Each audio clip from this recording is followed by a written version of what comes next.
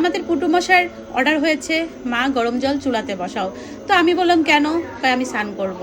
আসল কথা হচ্ছে সে স্নান করার আগে আমাকে বলে যায় যে মা গরম জলটা বসাও। কারণ আমি কিন্তু অনেক ওকে বলে বোঝাই যে বাবা তুমি যে কোনো সময় স্নান করতে গেলে কিন্তু আমাকে বলবা যে গরম জলটা বসাতে। কারণ অনেক সময় ব্যস্ত থাকি বা চুলা অপশন থাকে না। তো সেজন্য কিন্তু গরম জলটা বসানো হয় না। তো আসল কথা হচ্ছে সে কিন্তু আমাকে ঠিক মনে করে দেয় যে মা গরম জলটা বসাতে হবে। তো যাই হোক ঠান্ডা পড়ে গেছে। এখন আর তেমন মানে অতটা ঠান্ডা লাগে না আমাদের এখানে। তো সে কারণে গিজারটা ছাড়া হয় না।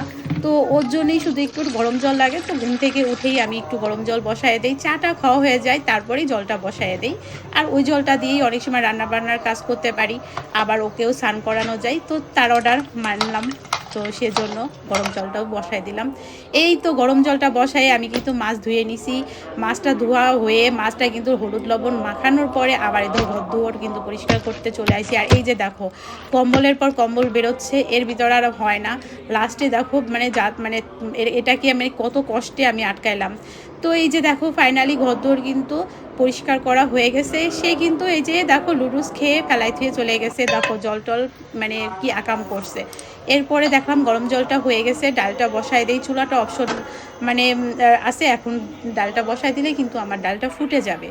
তো ডালটা বসায় দিয়ে চলে আসলাম আমি একটু প্রসাদ নিতে। প্রসাদটা মুখে দিয়ে আসতে না আসতেই সে এসে বলে মা আমাকে স্নান করে দাও।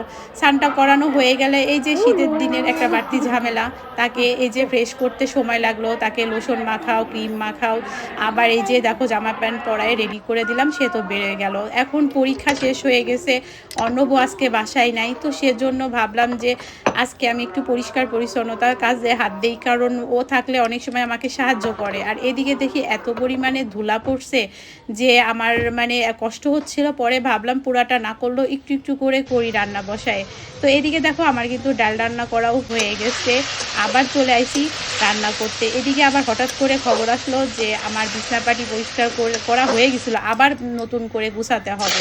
তো যাই হোক আবারও নতুন করে বিছনার চাদর গুছানোর জন্যে আমি এদিকে রান্না করতেছি, আবার কিন্তু বিছনাপাটি আবার নতুন করে গুছানো শুরু করে দিছি। তো ভাবলাম যে এক কাজ নিয়ে বসে থাকলে হবে না, চুলায় মাছটা বসায় দিয়ে আমি বিছনাপাটিটা গুছায়ে ফেলি। এদিকে দেখো আমি কিন্তু আবার চলে আইছি রান্নাঘরে মাছটা রান্না করার জন্য। আমি আসলে রান্না করার ফাঁকে ফাঁকে এভাবে কাজ করি।